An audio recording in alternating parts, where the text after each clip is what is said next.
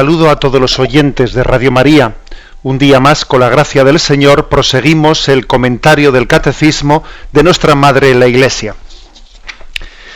Ayer en el programa explicábamos ese apartado que tiene como título ¿Por qué el Verbo se hizo carne? Hoy directamente, a partir del punto 461, abordamos el tema de la encarnación, al que el Catecismo dedica 3 números, desde el 461 al 463.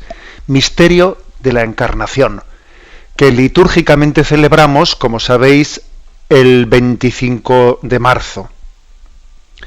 A 9 meses, cuando faltan 9 meses, pues para el 25 de diciembre, recordando esos 9 meses de gestación. Es conmovedor ser conscientes de que Jesús vivió en su encarnación, vivió toda esa etapa en la que el ser humano se desarrolla en el interior de nuestras madres, en ellas. Y sé que en muchas parroquias, pues en muchas diócesis quiero decir, pues ese día 25 de marzo se suele hacer también pues un gesto, el gesto de bendecir a las madres que están en estado de buena esperanza, recordando que también María estuvo en ese estado. Bien, pero el misterio de la encarnación, que también se puede abordar desde este punto de vista que estoy explicando ahora, aquí nos interesa desde el punto de vista cristológico, desde el punto de vista mismo en el que reconocemos la presencia del Dios hecho hombre, en ese que está en el seno de la Virgen María. Entonces el punto 461 dice, volviendo a traer la frase del prólogo de San Juan, ¿no? El Verbo se hizo carne, Juan 1,14, la Iglesia llama encarnación al hecho de que el Hijo de Dios haya asumido una naturaleza humana para llevar a cabo por ella nuestra salvación. En un himno citado por San Pablo, la Iglesia canta el misterio de la encarnación. Y ahora nos propone el misterio, el himno de Filipenses 2, 5, 8, ese himno que rezamos en las primeras vísperas de los domingos o de las fiestas solemnes. Cristo, a pesar de su condición divina, no hizo alarde de su categoría de Dios. Al contrario, se despojó de su rango y tomó la condición de esclavo, pasando por uno de tantos. Bien, luego hablaremos de este himno. Pero aquí, quizás lo primero que yo quisiera arrancar diciendo que este himno de Filipenses 2 comienza diciendo: tened entre vosotros los mismos sentimientos que tuvo Cristo. Es decir, parece como que la encarnación, ese hacerse hombre, ese asumir la condición humana, es como si nos dijese, fijaros que eso tiene algo de inimitable, pero tiene algo también de imitable. Es decir, claro que la encarnación es única, solamente Dios pudo encarnarse, solamente Dios pudo hacerse hombre. Pero también Dios quiere que aprendamos de Él su estilo, el estilo de hacer las cosas. Hay algo de inimitable. ¿A qué me refiero? Pues que solamente Dios puede asumir la condición humana. Él tomó una decisión por puro amor, por pura misericordia, de llevar a cabo la salvación, no desde lo lejos, no desde fuera, sino desde dentro. Hay 2 maneras de ayudar. También eso nosotros un poco, ¿no? Nos podemos asomar a ese misterio. No es lo mismo ayudar a alguien pues desde mi situación, ¿no? Enviándole algo, te envío una limosna o te envío te envío un giro, te he girado unos euros. Eso es una cosa. Pero otra cosa muy distinta es no te ayudo desde fuera, sino que comparto tu condición, asumo tu condición para llevar a cabo el don de la salvación. Bueno, pues Dios ha asumido la naturaleza humana, ha asumido nuestra condición humana, nos ha salvado desde dentro. lo cual cambia completamente, ¿no?, pues el tipo de concepción y de relación que podemos tener con él. No podemos sospechar, no podemos estar desconfiando de que Dios es alguien que no nos entiende, que no nos comprende, que, claro, Dios está allí, yo estoy aquí, y esa especie de lecturas que a veces hacemos, bueno, inconscientes, ¿no?, o poco sensibles a reconocer el hecho de que yo no puedo quejarme de que Dios no me entienda, no me comprenda. Bien, bueno, este es el hecho único y irrepetible de la encarnación. Pero ahora se añade algo más y nos dice, bueno, pero aquí Dios te ha enseñado un estilo, una forma de llevar a cabo, ¿no?, de acometer la vida. Y por eso dice, tened los mismos sentimientos de Cristo. ¿Y qué sentimientos son ellos? Bueno, el cual, siendo de condición divina, y ahora es cuando nos recuerda que en realidad la humildad que para él fue despojarse de su condición divina, asumir la condición humana, en realidad para nosotros la humildad es aceptar mi condición de criatura, no pretender ser Dios, no creerme Dios. Para Dios la humildad fue despojarse y aparecer ante nosotros como uno más, siendo así que no era uno más, era Dios mismo entre nosotros. Bueno, pues a nosotros se nos pide que imitemos eso inimitable, lo imitemos a nuestro nivel, que es acepta tu condición, asúmela, abrázala, entiende que eres criatura de Dios y que no puedes pretender ser el centro del universo. No te creas Dios. No caigas en esa tentación de pretender ser Dios sin Dios, o pretender que la centralidad de tu vida la ocupe tu ego, como si Dios viniese a quitarte a ti, ¿no?, tu protagonismo. O sea, es decir, sentimientos de humildad. La Sagrada Escritura, en esta carta a los Filipenses, quiere que aprendamos de la encarnación la humildad como camino. La humildad es camino. Entonces uno dice, ¿cuál es la gran lección? La gran lección que Dios nos da en la forma de llevar a cabo las cosas. La gran lección es la humildad. Es el camino.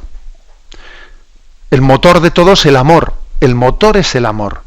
Pero el camino es la humildad. Todas las virtudes tienen que estar asistidas por la humildad. De lo contrario, si las virtudes no quedan, todas ellas impregnadas de la humildad como medio, como estilo, como método, como camino, quedan desvirtuadas. La gran lección, o sea, Dios se encarnó por amor. Pero ¿cómo lo hizo? Lo hizo por el camino de la humildad. Bueno, esto quiere decir que cada vez que contemplemos, ¿no?, el misterio de la encarnación, tenemos que salir de ese rato de contemplación más humildes.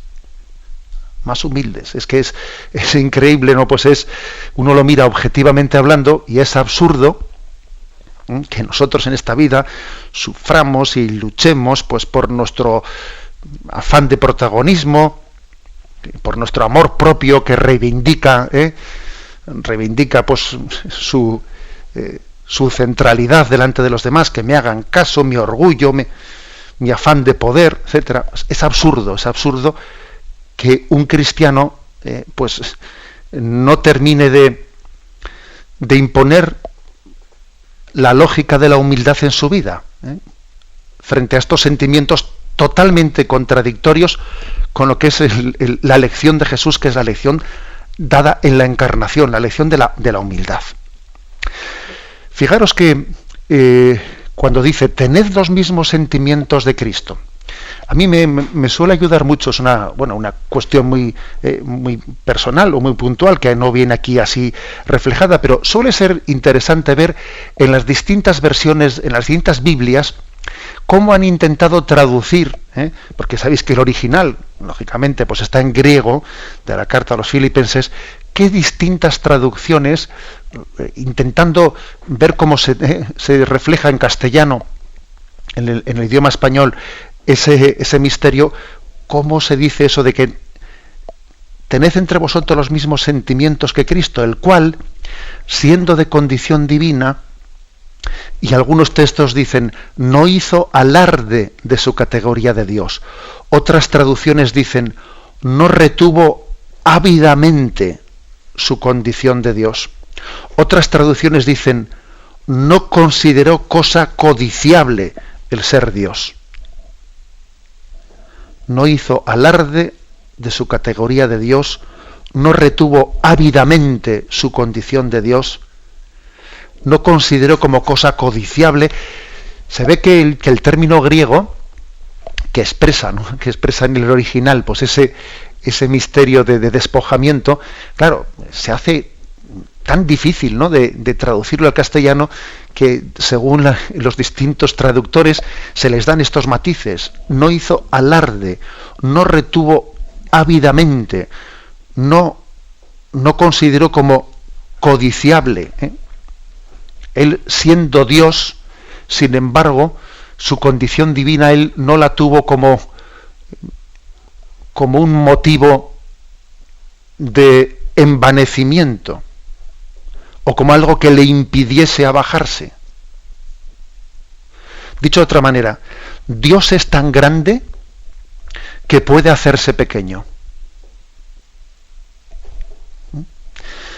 Dios es tan omnipotente que puede hacerse débil. Esto a nosotros nos supone un misterio de... Sí, Dios es tan grande que puede hacerse pequeño. Y es tan omnipotente que puede ser el todopoderoso y el todo débil. Todopoderoso y todo débil por amor. Bueno, así tenemos que meditar qué significa esto de no retuvo ávidamente, no codició, no hizo alarde de su categoría divina. Fijaros cómo Jesús sí realizó milagros, pero uno va descubriendo en los evangelios que los milagros de Jesús nunca son un alarde.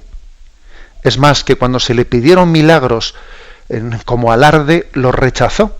Cuando Herodes le dice, haz un milagro delante mío, y bueno, Jesús se da cuenta que le está pidiendo un numerito de circo y se niega a hacerlo. Y allí donde Jesús ve que se está pidiendo, ¿no?, que él exhiba su poder divino, pues no para hacer un signo de la llegada del reino de Dios o de la misericordia de Dios a los débiles, sino un signo en este otro sentido del alarde, Jesús lo niega. Bueno, insisto que aquí tenemos una gran lección, una gran lección. Después continúa el texto, ¿no? No hizo alarde, no retuvo ávidamente, no consideró cosa codiciable el ser igual a Dios, sino que se despojó de sí mismo. Otras traducciones dicen, se despojó de su rango, se despojó de su grandeza, se despojó de su condición.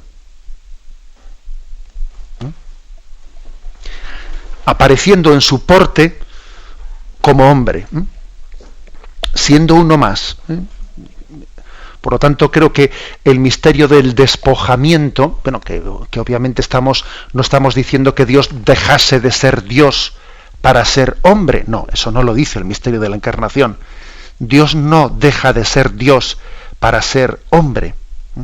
Asume su condición humana plenamente sin que eso retraiga, ¿no?, su condición divina. Pero es verdad que la oculta, que la encarnación supone el ocultamiento de la divinidad.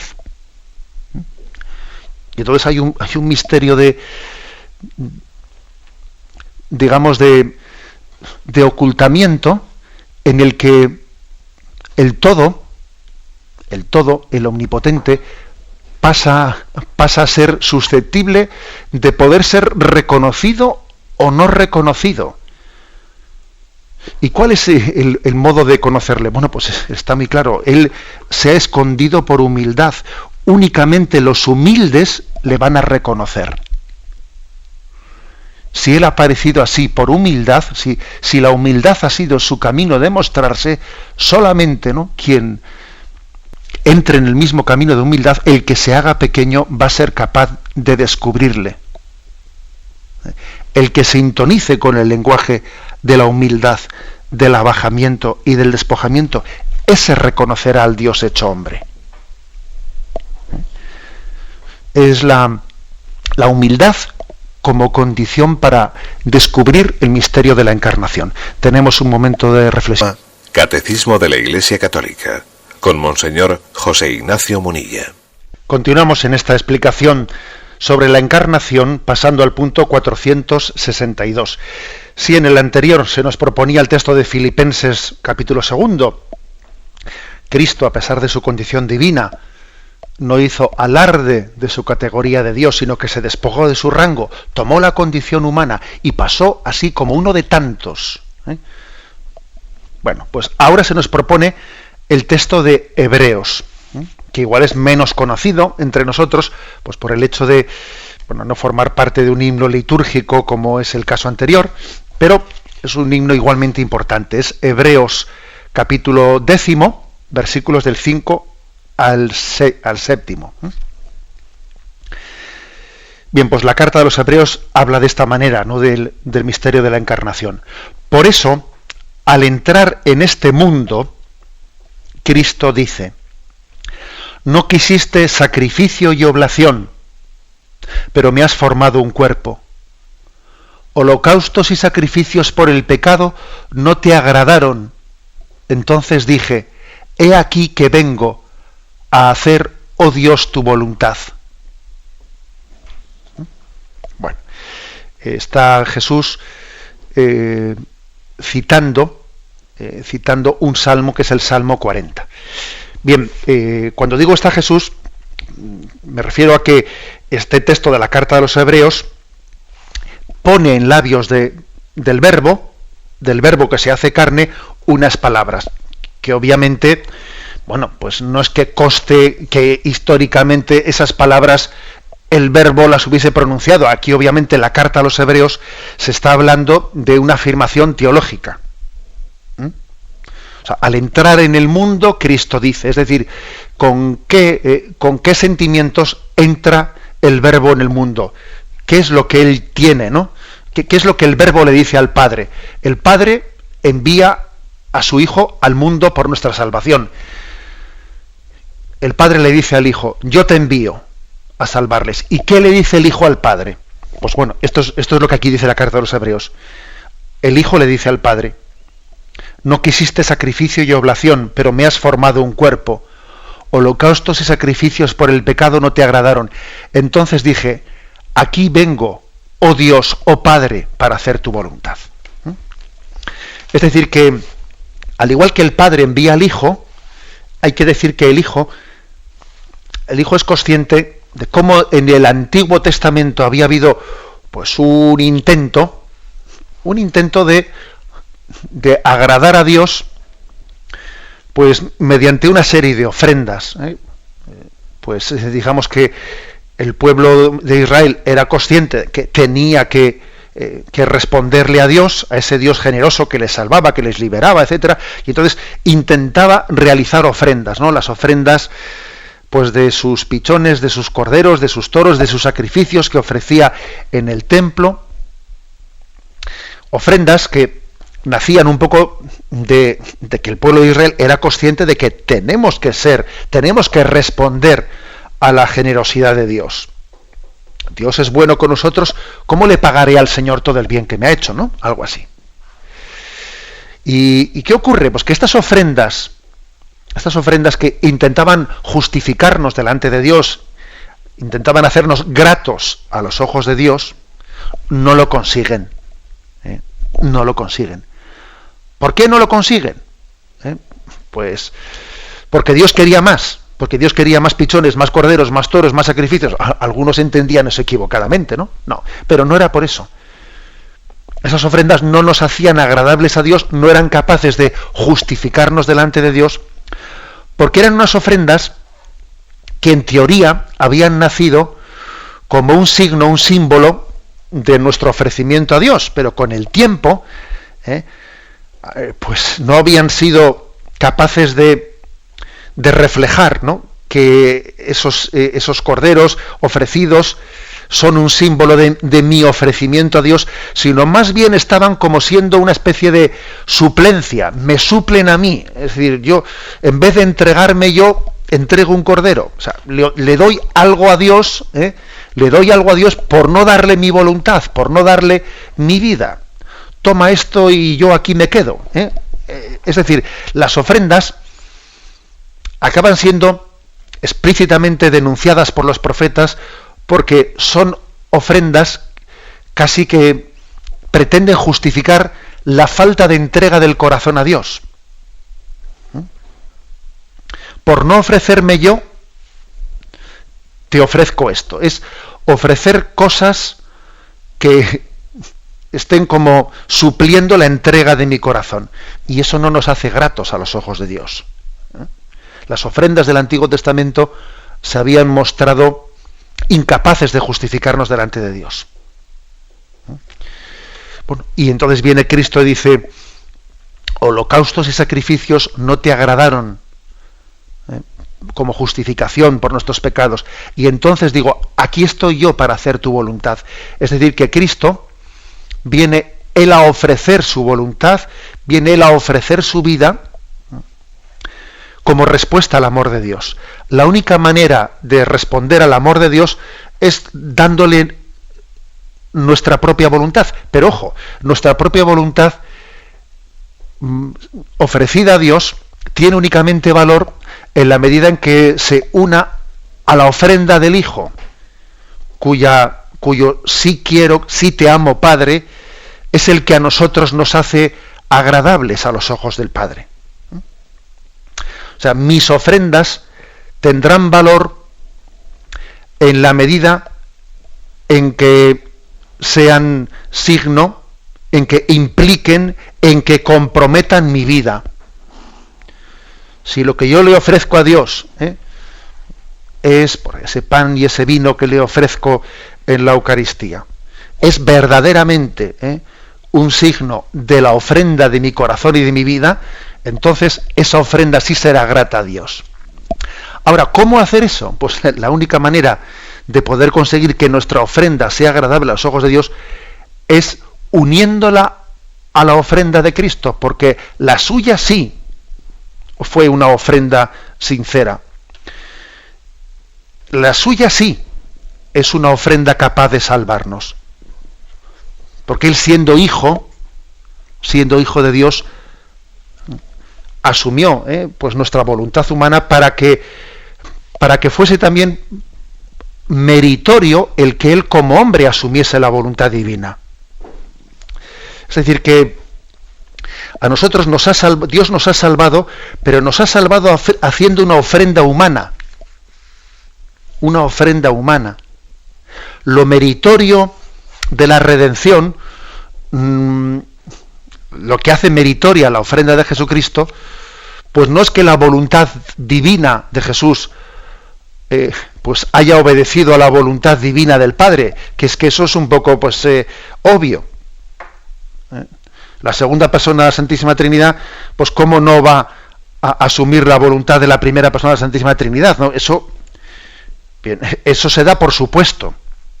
Pero lo que es meritorio, lo que es admirable, es que la voluntad humana de Jesucristo, no solo la voluntad divina, la voluntad humana, haya asumido plenamente, ¿no?, la voluntad del Padre. Lo meritorio de la redención es que Jesús, en su voluntad humana, ha ofrecido su vida plenamente, ha sido obediente, ha dicho sí a la voluntad del Padre. Y eso es lo que nos salva. O sea, es decir, que hemos sido salvados por una ofrenda humana, la de la voluntad de Jesucristo. Una ofrenda humana que está al mismo tiempo ligado a la ofrenda del amor divino hacia nosotros. Bueno, pues digamos que de la encarnación surge como una teología de la ofrenda. De lo que es la encarnación, nosotros hemos recibido como esta gran enseñanza. ¿Cómo tenemos que ofrecernos? Bueno, como Cristo se ha ofrecido al Padre. Para que mi ofrenda sea sincera, se tiene que unir a la de Cristo. Para que mi vida sea ofrenda viva para gloria de Dios Padre. Esta es la gran enseñanza que nos hace Hebreos 10. Dicho de otra manera, fijaros que aquí dice: he aquí que vengo a hacer, oh Dios, tu voluntad.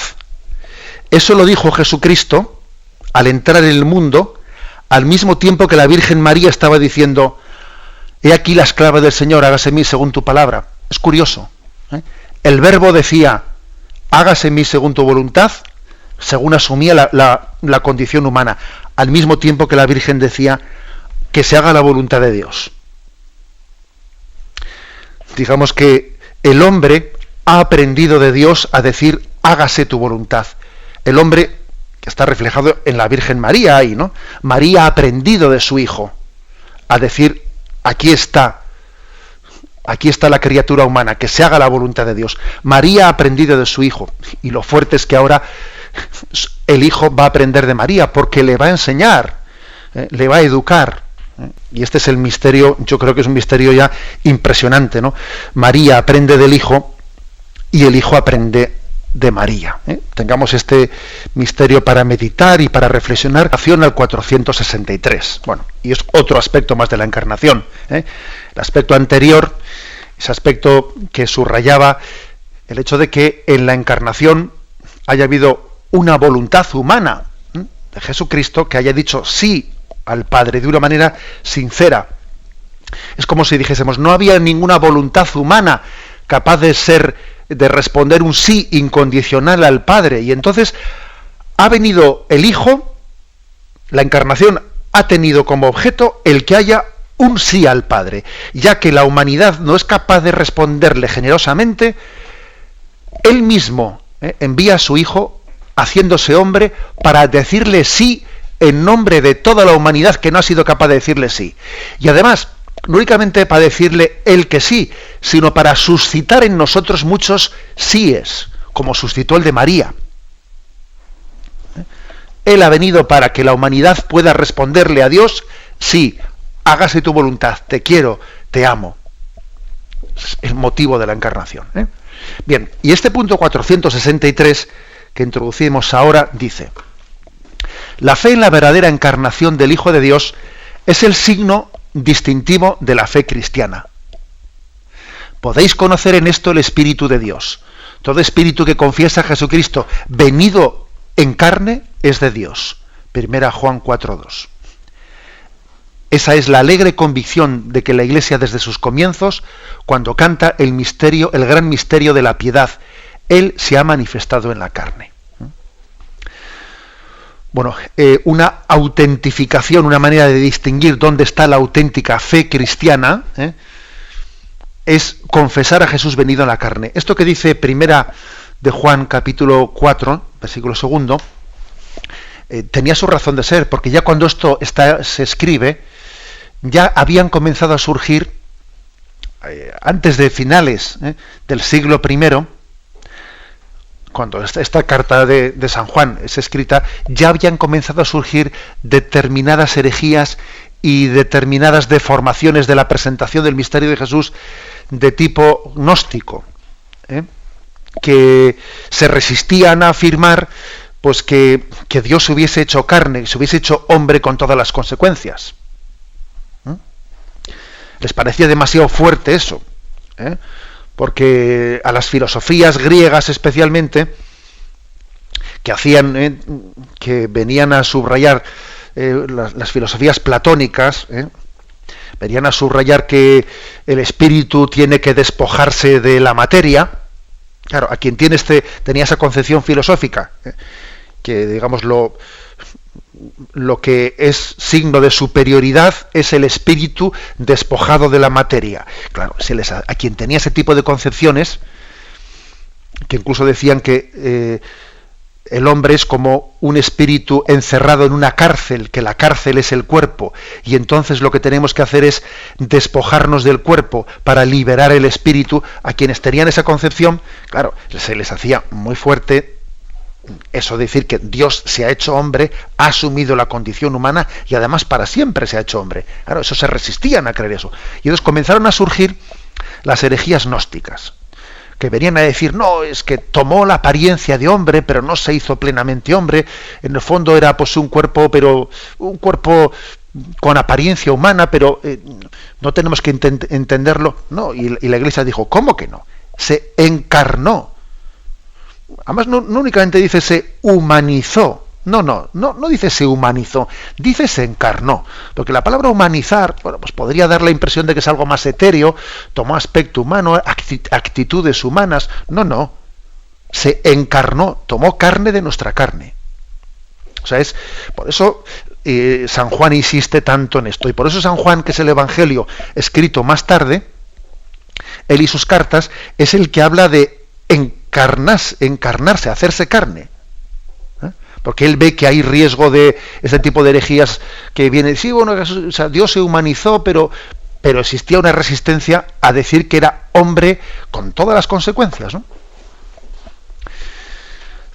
Y así entendemos de dónde viene esta frase. Podréis conocer en esto el Espíritu de Dios. Todo espíritu que confiese a Jesucristo venido en la carne es de Dios, y el que no le confiese venido en la carne no es de Dios. Es una falsa herejía que surge en nuestro entorno. Hay tres misterios, si me permitís, de nuestra fe, que están muy ligados. La encarnación, el creer que tomó la carne humana; la resurrección de la carne, es decir, Jesucristo resucitó su cuerpo, verdaderamente resucitó. Esa carne de Jesucristo que había sido depositada en el sepulcro, ese cuerpo de Cristo resucitó, sí, espiritualizado, hecho no sometido a las leyes materiales, que era un cuerpo que traspasaba las paredes, sí, ya lo sabemos, sí, pero el mismo cuerpo, aquel que le dijo a Tomás, trae tus dedos y mira el agujero de mi costado y mira los agujeros de los clavos. O sea, que está muy unido el misterio de la encarnación, de la resurrección de la carne y de la presencia real de Cristo en la Eucaristía, en la que su carne y su sangre están presentes en el pan y en el vino de la Eucaristía. Estos tres misterios están muy unidos entre ellos. Y claro, cuando no creemos en la encarnación de verdad, enseguida ocurre que también decimos, bueno, pues la resurrección lo que quiere decir es, pues eso, ¿no? Pues que después de la muerte algo sigue viviendo en nosotros, pues es una especie como, casi se confunde resurrección con inmortalidad del alma. No, perdón, son dos cosas distintas. Nosotros creemos en la inmortalidad del alma y además también en la resurrección. Luego no diluyamos nuestra fe en la resurrección. Y cuando no se cree en la encarnación de verdad, tampoco se acaba creyendo en la presencia real de Cristo en la Eucaristía con toda su intensidad, sino, bueno, es un símbolo. Eso de que Jesús está presente en la Eucaristía hay que entenderlo como un signo, como un significado del alimento. Mire usted, precisamente por la falta de fe en la encarnación, por no entender que Cristo, o sea, que el Verbo se hizo carne, se manifestó en la carne, por eso después esto son como una especie de efecto dominó, un efecto dominó que todo todo este cúmulo de verdades de fe las relativizamos, hacemos una fe relativista porque no nos hemos tomado en serio la encarnación. Porque lo que el espíritu soberbio humano se resiste a creer es que Dios se haya hecho uno de los nuestros, que Dios se haya hecho hombre. Es curioso que a veces nos quejamos de que Dios esté lejos y luego cuando viene a nosotros decimos, bueno, es que no esté tan cerca, porque claro, si está tan cerca me marca mucho el camino, y entonces yo no me hago un camino a mi medida. Entonces, a ver si nos aclaramos que esta resistencia que existe en nosotros, ¿no?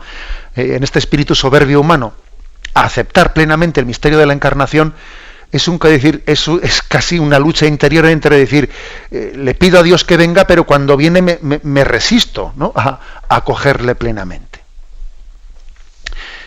Bien, la presencia, la encarnación, pues, no es abstracta, no es ahistórica, no, tuvo lugar en la historia, en las entrañas de la Virgen María. Y hay que decir, pues, que hubo un tiempo en el que el Verbo de Dios, la segunda persona de la Santísima Trinidad, fue un embrión humano. O sea, que pasó por esa etapa embrionaria y más tarde, pues, por la etapa fetal, es que es impresionante, ¿no?, que nosotros nos podamos... Y si alguien hubiese atentado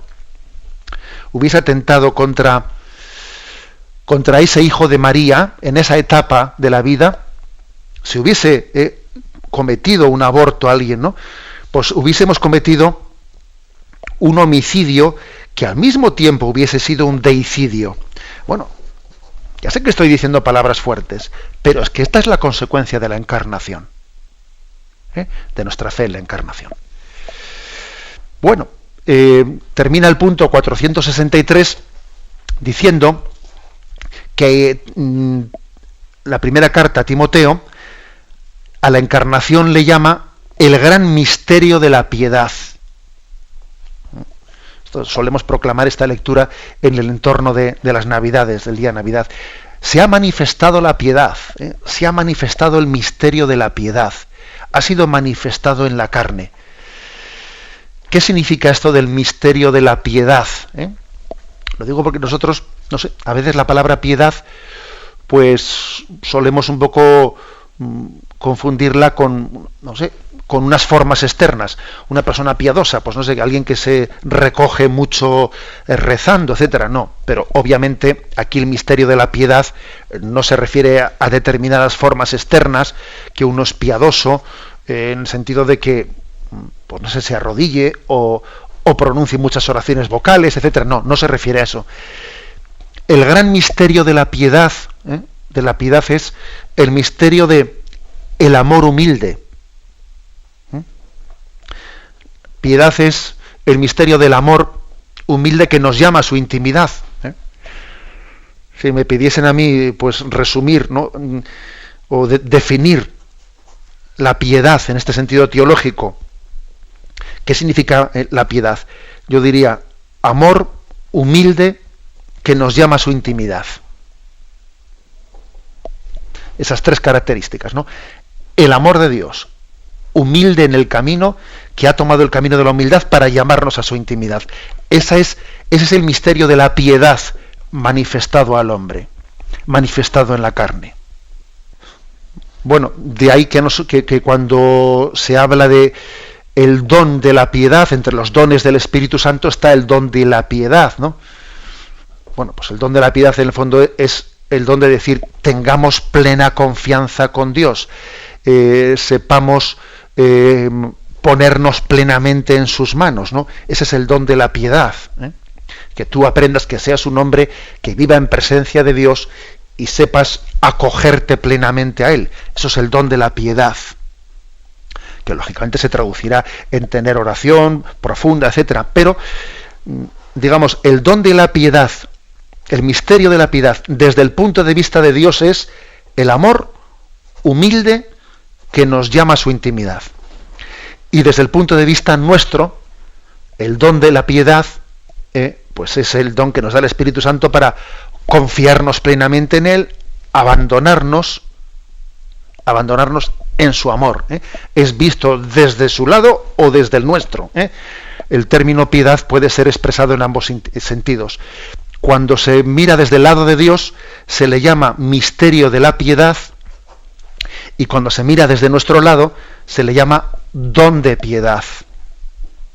El misterio es el de Dios que se manifiesta, y el nuestro es el don que recibimos para abrirnos a ese don, a ese misterio que se nos está revelando.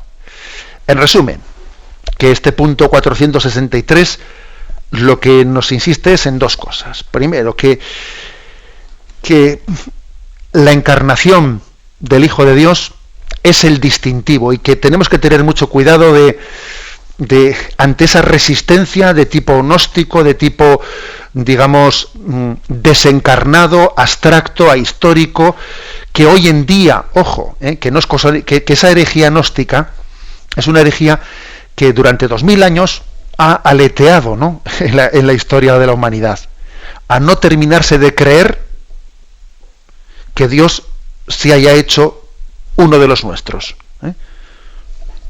O sea, no terminas resistirse, ¿no?, a tanta cercanía de Dios.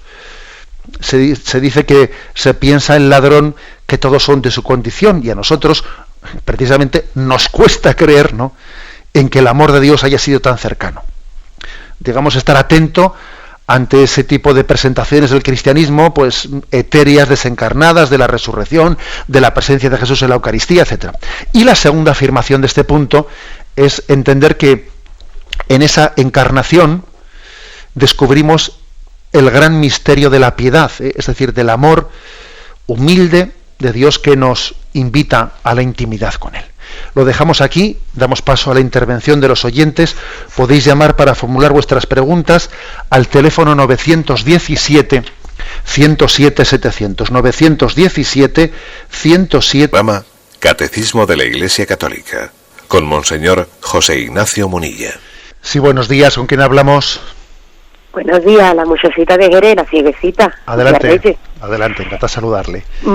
Igualmente. Sí. Pues mire, se dice que, bueno, yo leo, a mí me gusta mucho San Pablo Apóstol, yo soy muy paulera, muy de Pablo, porque es que tiene muy establecido bien los carismas de Jesús y el querigma, vamos, que Pablo nos lleva muy bien. Entonces, si Pablo dice, ya no vivo yo, sino es Cristo quien vive en mí, y Cristo, el Dios, se manifiesta en las cosas más pequeñas.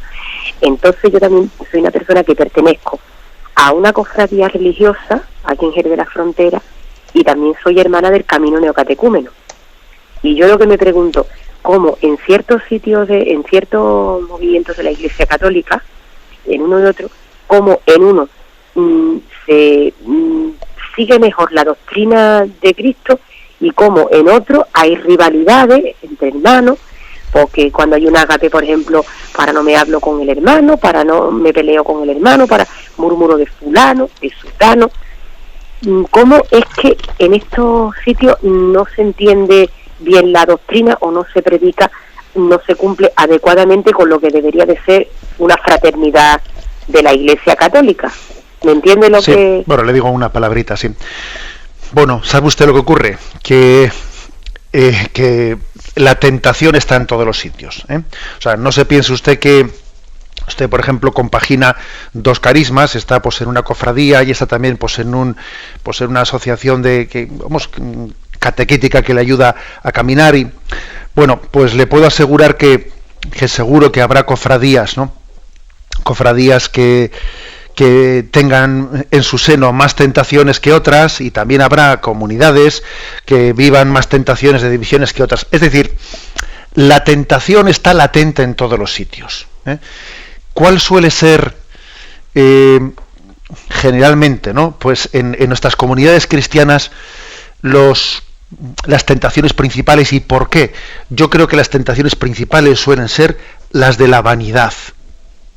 Las de la vanidad, la de los afanes de protagonismo, que yo quiero que tal, tener este puesto, el otro puesto, mira este que sale siempre a lucirse delante de los demás, mira que este... O sea, la vanidad, la falta de paciencia entre nosotros, las envidias, etcétera, o sea, suele ser uno de los temas, o sea, uno de los caminos por los que solemos ser tentados en nuestras comunidades. ¿Cuál puede ser el motivo?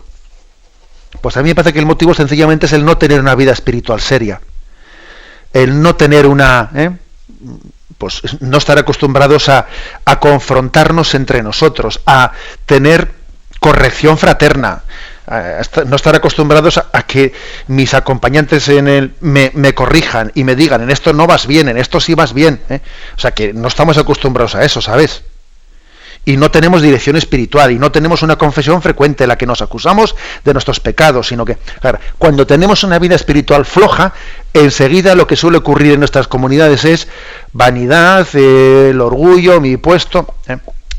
Entonces, todo el mundo tiene que examinarse de esto. Esto suele ser uno de los males principales entre el grupo de catequistas de una parroquia, entre la cofradía de no sé qué sitio, entre un movimiento en el que también hay piques. O sea, el tentador tiene capacidad de introducirse en nosotros casi siempre por la vanidad, el afán de protagonismo, las envidiejas, etcétera, etcétera. ¿Y cuál es el antídoto?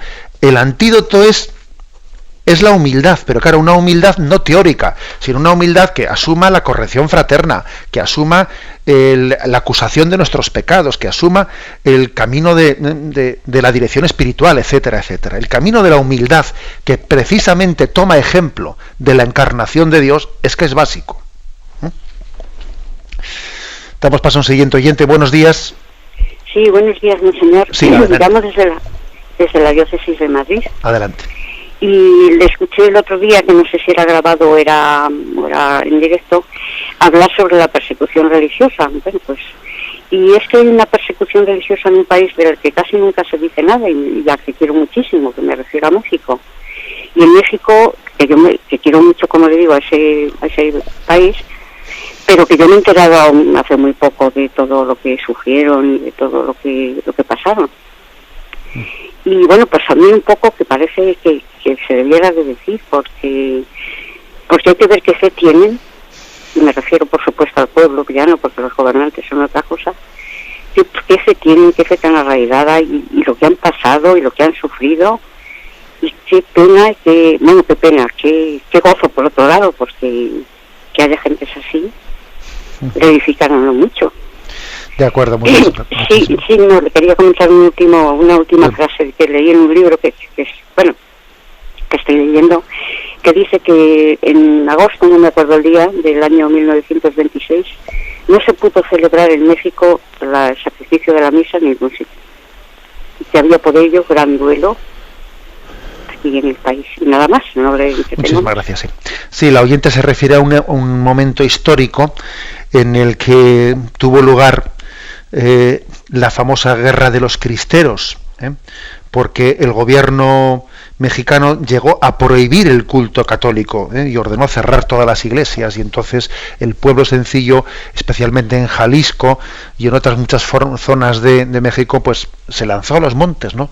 y resistió heroicamente en una guerra de guerrillas contra un gobierno masónico que quería impedir, ¿no?, la libertad de expresión. Bueno, fue algo impresionante, hubo muchísimos mártires. Que sepáis que hay una película de Verástegui a punto de ser estrenada sobre este episodio histórico, que cuando llegue a nosotros pues será importante verla. Hay reminiscencias todavía de aquellos hechos en México. Hay reminiscencias como el hecho de que existan leyes en México que, claro, por supuesto que después se levantó esa prohibición del culto, de la prohibición de culto, etcétera, pero sí permanecen leyes en las que, por ejemplo, a un obispo se le prohíbe opinar sobre cuestiones públicas, sobre cuestiones sociales. Y la Iglesia en México todavía tiene graves problemas, porque en la medida en que, por ejemplo, pues salga un obispo diciendo esta ley es inmoral por esto, enseguida le acusan, porque fruto de esas reminiscencias masónicas se quería prohibir, incluso en México ha estado prohibido durante muchísimo tiempo, que un sacerdote pudiese vestir de sotana o de clerman, o una religiosa con hábito en la calle. O sea que es una historia, la de México, verdaderamente curiosa, pero que lo impresionante es ver cómo ha tenido como consecuencia una fidelidad, que a veces las persecuciones y las situaciones pues tan adversas son las que suscitan en nosotros respuestas heroicas. Damos paso a un siguiente oyente. Buenos días. Sí, buenos días, monseñor. Sí, quería agradecerle por su programa y por todas las cosas que nos enseña, por la sabiduría que Dios derrama. Lo que me doy cuenta escuchándolo es que Dios, como a través de las personas, tiene respuesta para todo, ¿no? Pero yo tengo una duda a raíz de escuchar sus enseñanzas, me surgió una duda cuando usted habló de la fe. Lo que pasa es que era un sábado y yo llamé y no me pude comunicar. Yo antes de conocer al Señor estaba en el mundo, cuando era soltera, me practiqué 3 abortos. Y también yo siempre digo, a mí no me avergüenza decir que yo era la ciega, la sorda y la muda del Evangelio, ¿no? Que no, ni caminaba, ni veía, ni oía, ni escuchaba. Entonces yo también, por mí, si yo había sido violada varias veces y muy golpeada en la vida, había recibido tantos azotes, ¿no? De adolescencia y después a los 17, 18 años fui secuestrada y violada y me hicieron muchísimo daño, ¿no? Entonces, a raíz de esas violaciones yo tuve 2 abortos y luego después yo misma, después de salir de esas situaciones dolorosísimas, después yo podía tener sexo con cualquier hombre, pero no podía recibir amor de ninguna manera. Estaba mal, estaba enferma, digo yo. Y en ese tiempo yo me practiqué abortos también, y en ese tiempo, si a mí me ofrecía la píldora después, porque yo no sabía cuidarme, a mí yo había nacido en pleno campo y no sabía nada de cuidarme, de nada. Entonces a mí se me hubieran ofrecido la píldora del día después, cada mes, en ese tiempo, de 17 hasta los 21, 22 años, yo la hubiera tomado porque no sabía que hacía daño, ¿no? Y en todo ese tiempo yo me hice daño. Yo reconozco que yo maté a mi hijo, o sea, soy madre de 3 hijos muertos y demás también, porque a lo mejor me tomaba otras pastillas para no quedarme embarazada, porque yo odiaba la vida, no quería, yo despreciaba absolutamente lo que era dar vida, pero podía tener sexo sin cuidado, ¿no? Entonces yo entiendo que la sociedad esta de mata a tu hijo hace daño a sí mismo cuando no sabemos lo que hacemos. Y después tengo que resumir, ¿no? Por gracia de Dios, a mí yo un día en una misa de Navidad escuché a un sacerdote predicar y se me abrieron los oídos, porque empecé a escuchar y empecé a arrepentirme y a creer, y me vino una cosa rara que yo antes ni tenía. Cuando la primera vez que me confesé, el sacerdote me absolvió todo. Yo me pasé como 2 horas o 3 llorando a los pies del sacerdote, todo lo que había hecho, el daño. Yo tenía 25 años. Y entonces el sacerdote no me dijo nunca que fuera ese pecado a confesar a un obispo, ¿no? Y yo crecí así, y seguí yendo a la iglesia y a misa, y después luego me casé. Tuve la gracia de conocer a un hombre también que creía en Jesucristo, y me casé, y ya hoy, gracias a Dios, tengo 3 hijos maravillosos, y la vida me ha regalado esta de vivir en gracia de Dios. Pero otra vez escuché que también una chica abortó, y entonces el sacerdote de su pueblo, de su parroquia, le dijo que no le podía absorber ese pecado, que tenía que ir al obispo. Y yo dije, pero si a mí el padre Vicente nunca jamás me dijo eso. A mí me absorbió el pecado y me dijo que Dios me perdonaba porque la gravedad del pecado era de acuerdo a la luz que uno se encontraba. Y entonces ahora yo tengo esa duda, digo, yo nunca pedí perdón a Dios por este pecado a un obispo, sino ese sacerdote yo creí que tenía la autoridad de absolverme, y yo me siento perdonada por Dios y amada por Dios. Le respondo brevemente, me da mucha pena cortarle porque su testimonio es digno de ser escuchado y la pena es que se nos echa el tiempo encima. Mire, vamos a ver, esté tranquila por la forma en la que usted recibió la absolución, porque la Iglesia dice explícitamente que es verdad que los pecados que han tenido una excomunión tienen que ser levantados por el obispo o por algún sacerdote al que el obispo haya delegado explícitamente. Pero para que una excomunión sea verdaderamente excomunión, hace falta que la persona que hubiese cometido ese pecado tuviese conciencia de que al cometer ese pecado incurría en una excomunión.